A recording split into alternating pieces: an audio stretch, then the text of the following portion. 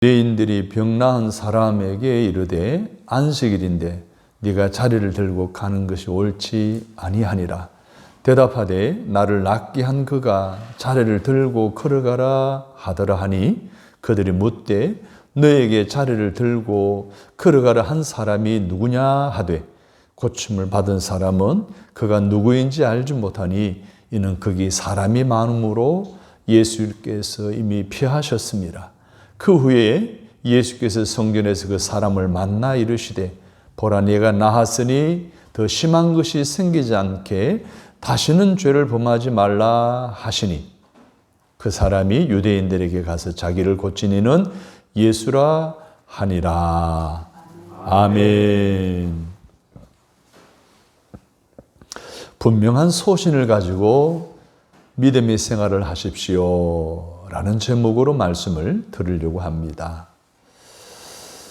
소신을 가지고 믿음의 생활을 하기 위해서는 믿음의 분량이 많아야 되겠죠.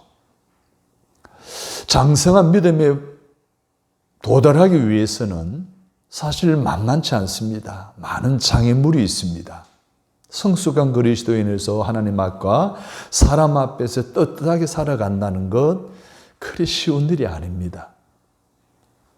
그렇잖아요. 수많은 모래를 삼켜야 영롱한 빛을 발하는 진주를 만들 수 있잖아요. 용광로에서 수천도 끓는 그곳에 들어가 재련해야 되는 과정 속에서 반짝거리는 순금이 탄생합니다. 신앙생활도 마찬가지. 고진감래라고 하는 사자성어가 있듯이 믿음의 생활 속에 다양한 시련과 연단과 때로는 환난을 겪으면서 연단된 믿음의 소유자가 될 때 비로소 우리는 그리스도의 향기를 바라고 세상의 소금과 빛의 사명을 감당하며 살아갈 수가 있는 것입니다. 자, 그런데 이러한 믿음을 이루는데 장애물이 있어요. 여러 많은 장애물은 죄를 범하는 것이겠죠. 예를 들면 악한 마음, 탐욕, 방탕, 욕심, 시기심, 무절제함, 성급함 등과 같은 죄악들이 믿음의 장애물이 된다는 것은 우리는 너무 잘 알고 있습니다. 그래서 우리는 죄와는 싸워 이겨야 믿음에 승리할 수 있고 믿음의 성장을 이루어 하나님의 뜻대로 살아갈 수가 있는 것입니다. 그런데 현대 사회에 있어서 구조적으로 우리의 믿음의 성장을 방해하는 것이 있어요. 그것은 바로 세상의 사조입니다. 사상이에요. 더 구체적으로 말씀을 드리면 인본주의. 이 인본주의는 인간 중심주의 사조인 계몽주의에서 파생되어 나온 거예요. 이것이 인본주의 사상이에요. 이 인본주의 사상이 우리가 믿음의 생활을 할 때 믿음의 성장을 방해합니다. 장애물이에요. 그래서 사람의 인권을 중심으로 하는 사조이기 때문에 오늘 우리가 믿음의 생활을 하는데 분명한 소신을 가지고 살아가지 못하게 만들어요. 사람을 중심으로 하는 사상의 사조에 팽배한 이 세상에 살아가면서 사람을 의식하지 않을 수가 없어요. 환경을 의식하지 않을 수가 없어요. 인권을 의식하지 않을 수가 없어요. 그래서 그것에 치우치고 그 사조에 얽매여 살아가게 되다 보면 나도 모르게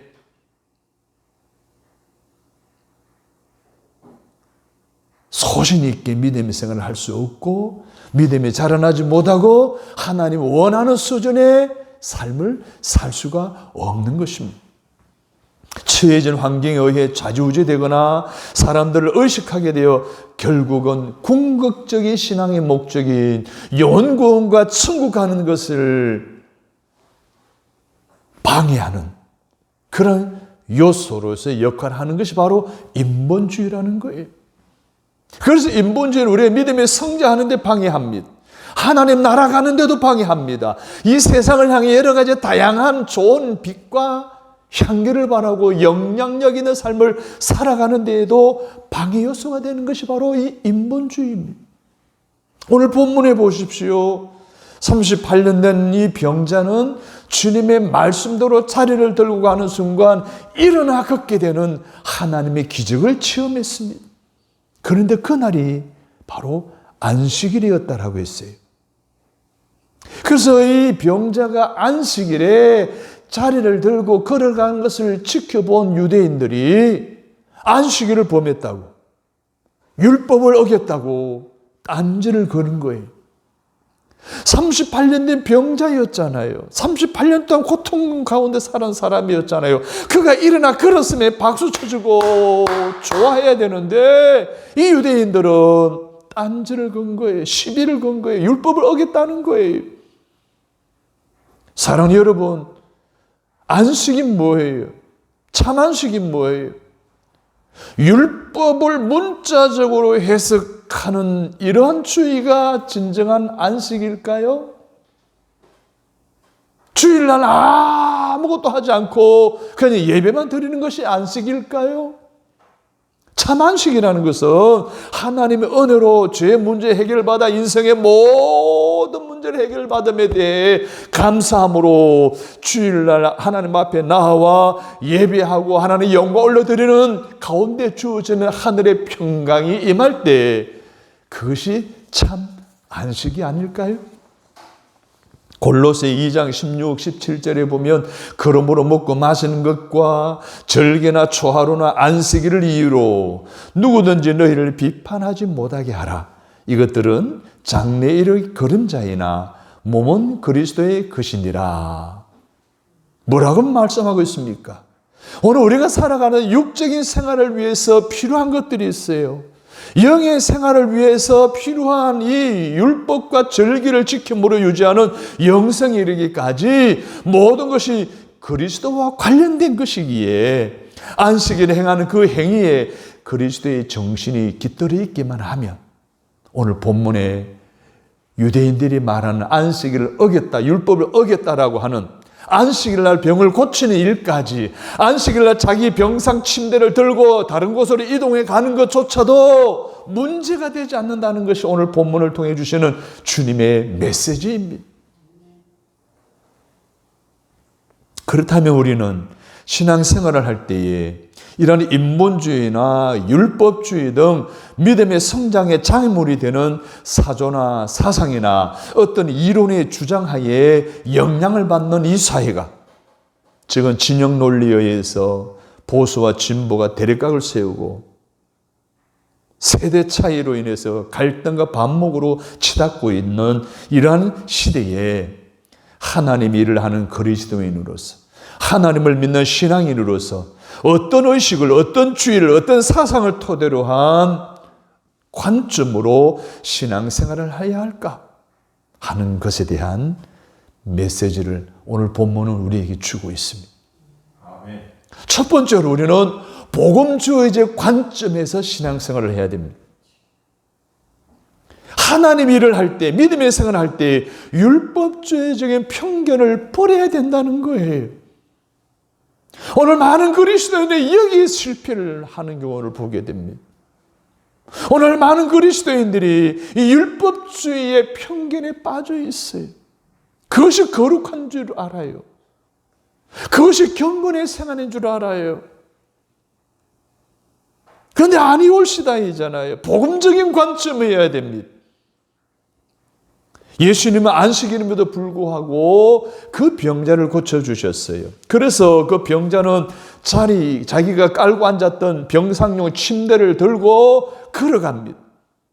이동하였습니다. 그 광경을 지켜본 유대인들에게 있어서 안식일에 그 사람을 고치는 것으로 예수님이 안식일 법을 어긴 것이 돼버린 거예요. 여러분, 10계명 가운데 제2계명이, 제4계명이 바로 제7일에는 아무 일도 하지 말라는 출애굽기 20장 10절에 나오는 말씀입니다. 그래서 주일날은 아무 일도 하지 말라는 것. 유대인의 장로들의 유주인인 이 미시나 미신하의 안식일 편에 보면 안식일의 금지사항이 39가지가 있어요. 그 가운데 마지막이 물건을 이쪽에서 이쪽으로 이동하지 말라는 율법이에요. 그런데 지금 이 병자는 자기 병상용 침대를 들고 이동했잖아요. 그러니까 안식일을 어긴 거예요. 율법을 어긴 거예요. 지금 유대인들의 심각한 문제예요. 이 병자 고침받은 이 사람은 지금 날고 뛰고 싶잖아요. 그 광경을 지켜보던 사람들은 다 한호했을 거예요. 그런데 막 찬물을 끼얹어 버렸어요. 왜 안식을 어겼느냐? 누군가 나를 고쳐줘서 자리를 들고 걸어가라 해서 나는 순종했을 뿐이다. 그가 누구냐? 다시 물은 거예요. 그때에 나는 모른다고 그랬어요. 사실 그 자기를 고쳐준 사람이 누군지도 잘 몰랐어요. 또 예수님 피하기도 하셨고. 그래서 지금 이 환자는, 이 병자 고침받는 사람은 심각한 딜레마에 빠진 거예요. 고침받아 너무 좋은데, 기쁜데, 신은 안 되는, 막 날아갈 것 같은데, 유대인들은 딴지를 걸어오잖아요. 네가 율법 어겼다는 거예요. 자기는 예수님의 말씀 순종했을 뿐이잖아요. 그죠? 그런데 지금 자기한테 모든 화살이 오는 거예요. 거기에 두려움을 느낀 거예요. 율법의 잣대를 대고 예수님이 치유하신 사건을 옳지 않은 것으로 저희들 마음대로 판단하고 있는 유대인들의 모습은 바로 율법주의자들이, 예수님의 38년 된 병자를 고쳐주신 후에 나타난 유대인들의 반응 이후에 그 배후에 무엇이 있을까요? 따라서 합니다. 율법주의. 율법주의, 이게 문제예요. 율법은 문제가 안 돼요. 율법주의가 문제예요. 율법 사조가 사상이 문제예요. 율법주의란 율법을 다 지켜야 구원받을 수 있다는 거예요. 그리고 율법을 문자 그대로 받아들여서 율법을 어기게 되면 신성모독하는 것이기 때문에 구원에 이를 수가 없다라고 판단하는 거예요. 그렇게 판단하는 사상을 바탕으로 한 유대인들의 신앙생활의 절대 기준이 바로 율법이다라고 하는 주장하는 것이 바로 율법주의. 그래서 율법주의자들은 하나님은 없습니다. 대신에 종교적 규범만을 내세우는 형식과 규격화된 종교의 심취에서 나름대로의 신앙생활을 하고 있는 거예요. 그런데 오늘 본문에 의하면 예수님의 등장 이후 율법주의 시대가 이미 끝난 줄로 믿습니다. 아멘. 복음주의 시대가 시작된 줄로 믿습니다. 아멘. 그런데 여전히 그들은 율법주의에 사로잡혀 예수님의 복음 사역을 지금 방해하고 있고 딴지를 걸고 있는 거예요. 율법주의 사상에 치우쳐 있는 유대인들은 사람을 살리는 것보다 사람의 사고와 행동을 억압하여 모든 것을 죽음에 이르게 하는 부정적인 행동을 지금 일삼고 있는 거예요. 그 율법주의자들은 사람을 살리는 신앙이 아니라 사람을 죽이는 신앙생활을 하는 거예요. 그래서 율법주의는 죽은 종교예요. 살리는 종교가 아니에요. 세상의 절실한 필요를 채워주시려는 주님의 사역에 딴지를 걸어요. 하나님의 사랑을 베푸려는 이 행위에 대해서 주일날 일한다라고 딴지를 거는 거예요. 병자에게 아무런 유익을 주지도 못하는 죽은 종교에 지나지 않는 것이 바로 율법주의인 거예요. 그래서 본문에서 그 당시 죽은 종교의 추종자들이었던 율법주의자들과 38년 동안 병자여서 누군가의 치료가 절실히 필요하였던 그 사람에 대한 이야기를 하고 있는데, 이 율법주의자들의 행위에 의해서 우리는 세상의 절실한 필요를 율법을 지킴으로 채워주려는 죽은 종교의 한 단면을 우리는 볼 수가 있습니다. 그렇다면 오늘날에 있어서 죽은 종교란 무엇일까요? 오늘날에 있어서 죽은 신앙생활이란 무엇일까요? 따라서 합니다. 율법주의적 신앙생활. 율법주의적 신앙생활은 무엇일까요? 오늘 말씀을 들으면서 나한테도 이런 신앙은 없는가? 한번 판단해 보면 좋겠어요. 자, 이 유대 종교인들의 사람의 필요를 체험에 있어서 율법을 지켜야지만이 체험을 받을 수 있다라는 이 주의를 통해서 규범과 규례와 의식과 의례를 통해서만 채우려고 하는 거예요. 예배를 통해서만, 경건의 삶을 통해서만 하나님의 은혜를 채우려고 하는 근본적인 주의 신앙임. 이게 신앙생활이에요. 하나님과 나 사이의 관계만 철저히 하면 된다는 신앙이에요. 물론 이것을 기초로 해서 우리 신앙생활이 확대되어지고 세상을 향해 나아가게 하는 원동이 되는 것만은 사실인데, 그러나 균형 없는 균형 감각을 잃어버린 오직 믿음의 생활에만 집중하는 삶은 바로 율법주의 신앙이라는 거예요. 그들의 비참한 상황 속에서 고통을 받고 있는 그 사람보다도 안식일을 범했다라고 하는, 율법을 어겼다라고 하는 이 사람에 대해 더 신경을 쓰는 외식주의자들, 형식주의자들, 규례와 규범에 얽혀서 그것을 꼭 지켜야지만 은혜 받을 수 있다는 생각에 머물러 있는 그리스도인이 이 세상에 너무 많다는 거예요. 여러분, 누가복음 10장에 보면 여리고로 내려가다 강도 만난 사람에 대한 이야기가 나옵니다. 그걸 선한 사마리아 사람의 이야기라는 것으로 여러분이 알고 있습니다. 강도 만나 거의 죽어가는 상황에 직면한 그 버려진 사람, 예루살렘으로 올라가던 제사장도 레인도 그 광경을 보고는 피해서 갑니다. 자, 제사장을 레인은 어떤 사람들이에요? 예루살렘 성전에서 요즘의 목사들처럼, 성직자처럼 예배하는 일을 돕는, 제사하는 일을 돕는 이들이에요. 그들이 지키는 율법에 의하면 죽은 시체나 이런 거 보거나 만지게 되면 일정한 기간 동안 결례 예식을 거쳐야 돼. 그러고 난 다음에 제사를 드릴 수가 있어.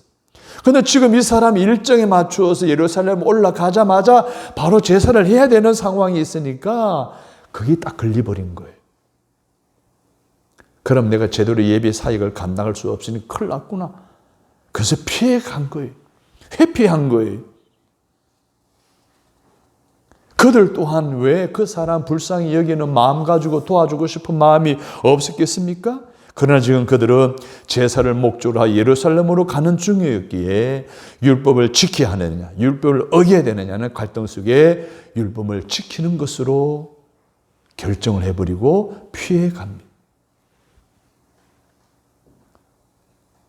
그들은 예루살렘에 올라가 제사 드려야 했기에 율법을 지켜야 한다는 것에 대한 부담감이 너무나 컸기에 그 자리를 피하여 지나가고 말았던 것입니다.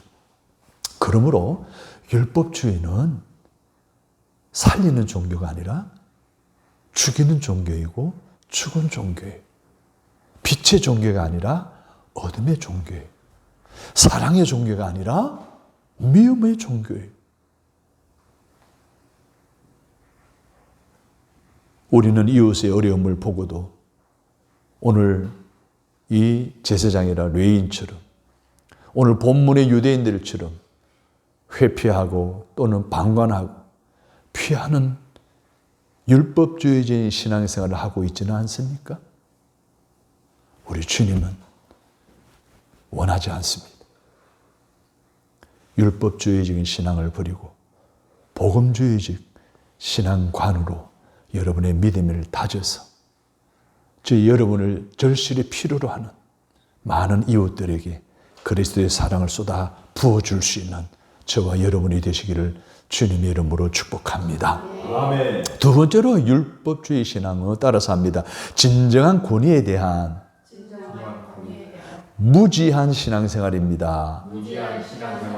그들은 하나님의 능력으로 그 사람이 치유되었었다는 사실을 알았어야만 했는데 그 하나님의 능력에는 별 관심이 없었어요. 하나님이 치료하셨다는 부분에 대해서는 관심이 없었어요. 다만 저들의 관심은 자기들이 현재의 이 유대 사회에서의 권위가 유지되어지고 또 자기들의 안위와 자기들의 위치가 현상 유지되어지는 것에만 관심을 갖고 신경을 쓰고 있었던 것입니다. 그들의 관심은 자신들의 종교적 위치와 안전에만 쏠려 있었던 것입니다. 진정한 권위이신 하나님의 임재가 있는 교회인가에 대해서는 누가 이런 일들을 하셨는가에 대해서는 전혀 관심이 없습니다.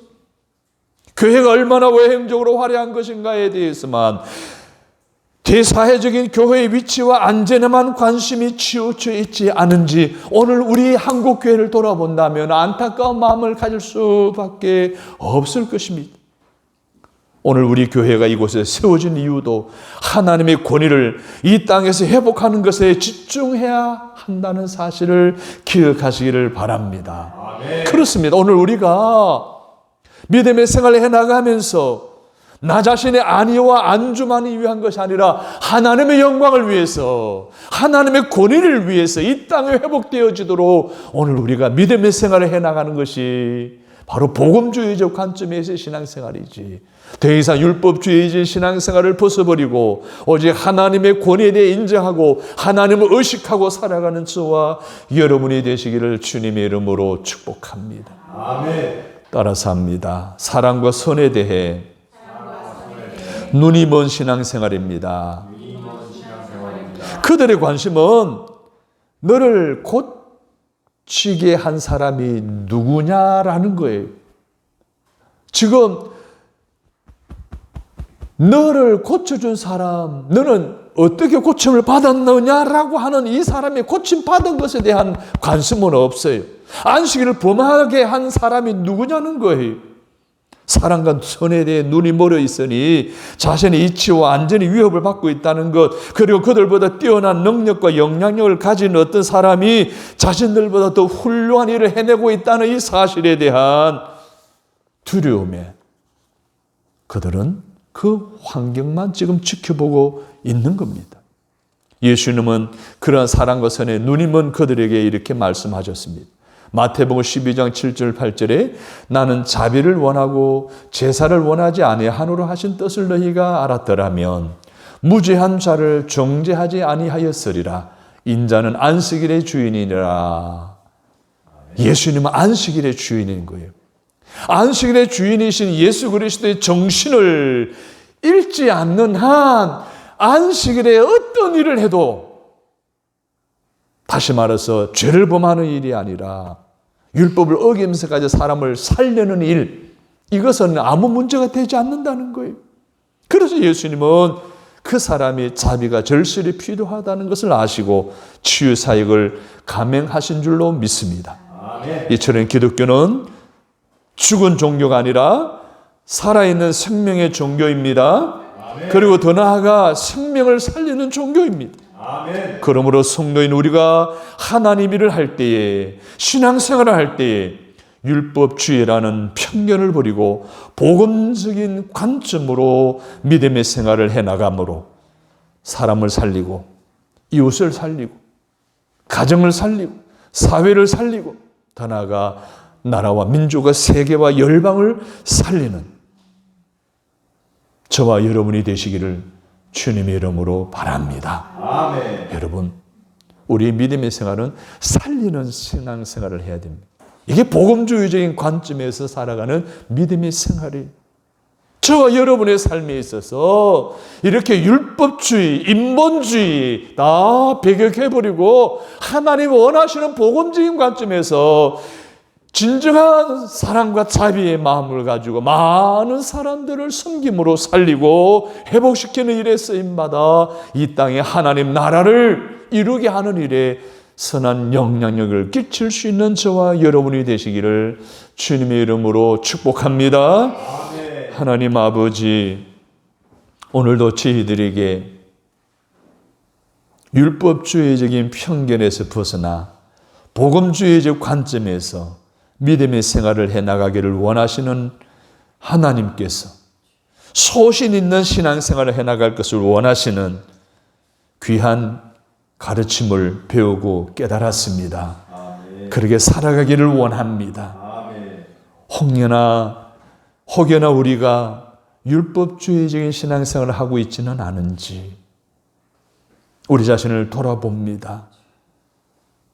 오 주님, 주님의 사랑과 선함을 통해서 많은 사람들을 살리고 회복시키고 격려하고 위로하고 그들을 향한 하나님의 축복을 나누는 통로로 살아갈 수 있게 하나님 다시 한번 우리의 신앙관을 복음적인 관점으로 변화시켜 주옵소서.